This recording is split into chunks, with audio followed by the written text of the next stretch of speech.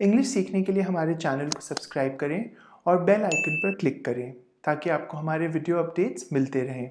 Hello दोस्तों, learning with friends में आपका स्वागत है। इस वीडियो में हम 4 ऐसे इंग्लिश वर्ड समझेंगे जो बोलना दर्शाते हैं। ये वर्ड्स हैं से, टॉक, टेल और स्पीक। कई बार इन वर्ड्स में नॉन नेटिव स्पीकर्स को कंफ्यूजन हो जाता है। इस वीडियो में हम आपको ये बताएंगे कि इन वर्ड्स को कब और कैसे यूज़ करें।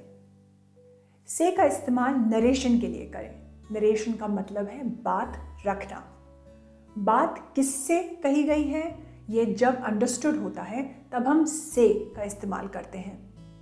For example, my mother said she would return late from work. इसका मतलब है कि मेरी माँ ने कहा कि वो काम से देर से आएंगी। इसमें अंडरस्टूड है कि माँ ने ये बात मुझसे कही, इसलिए ऐसा कहना शी सेड मी और दे सेड मी गलत होगा। इसके विपरीत होता है टेल, जिसमें यह बताना आवश्यक हो जाता है कि बात किससे कही गई। For example, my mother told me that she would return late from work. यहाँ पर स्पीकर ये दर्शाना चाहता है कि इंफॉर्मेशन उसे दी गई है। मानिए कुछ ऐसी कॉन्वर्सेशन हुई। एक पिता ने अपने बेटे से कहा, I wonder when will mother return home, didn't you speak to her some time back. और बेटे ने कहा, yes she said she would return late from work। इस एग्जाम्पल में फादर ये जानते थे कि लड़के की अपनी माँ से बात हुई है, इसलिए लड़के को ये नहीं बताना पड़ा कि माँ ने उससे कुछ कहा, वो अंडरस्टूड था। इसके विपरीत ये एग्जाम्पल देखते हैं। फादर ने कहा, I wonder when will mother return home। और बेटे ने कहा, she told me when I called her that she would return late from work। इस एग्जाम्पल में फादर ये नहीं जानते थे कि लड़के की माँ से बात हुई है, इसलिए लड़के ने अपनी बात में टेल यूज करके ये सूचना दी। तो याद रखें, से के साथ ऑब्जेक्ट की ज़रूरत नहीं होती, यानी ये नहीं बताना पड़ता कि किससे बात कही गई, लेकिन टेल के साथ ऑब्जेक्ट की ज़रूरत होती है। से का इस्तेमाल तब भी होता है जब आप किसी से कुछ रिपीट करने को कहें।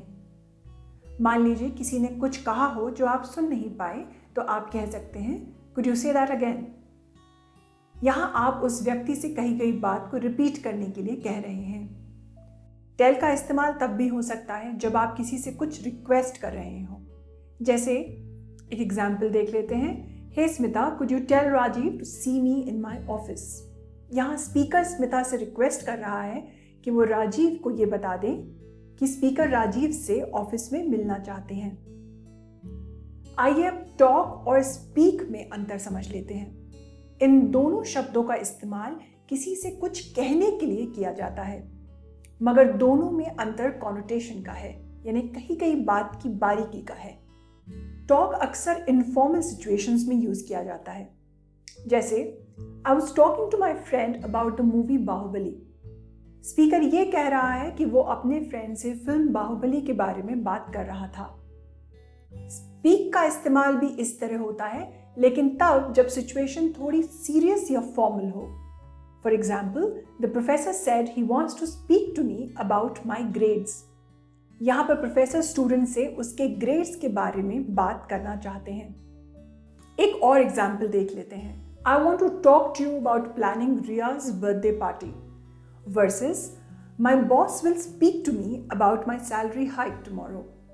यहाँ आप देख सकते हैं कि टॉक का इस्तेमाल एक फ्रेंडली या इनफॉर्मल सिचुएशन में किया गया है, जबकि स्पीक का इस्तेमाल एक प्रोफेशनल या फॉर्मल सेटिंग में किया गया है। स्पीक का प्रयोग आप तब भी कर सकते हैं जब आप किसी को ये बताना चाहें कि आप कोई लैंग्वेज बोल पाते हैं। जैसे, I speak Portuguese, यानी मैं पोर्चुगीज बोल सकती हूँ। Sapna can speak Punjabi as well as Telugu. Sapna can talk Punjabi as well as Telugu गलत होगा। अभी के लिए बस इतना ही दोस्तों। अगर आपको हमारा वीडियो पसंद आया तो इसे लाइक करें और हमारे चैनल लर्निंग विद फ्रेंड्स को सब्सक्राइब करें। वीडियो शेयर ज़रूर करें ताकि और भी लोग इस नॉलेज का लाभ उठा सकें। अपने कमेंट्स में हमें ये भी ज़रूर बताएं कि आपको ये वीडियो कैसा लगा। फिर जल्दी ही मिलते हैं। Bye for now.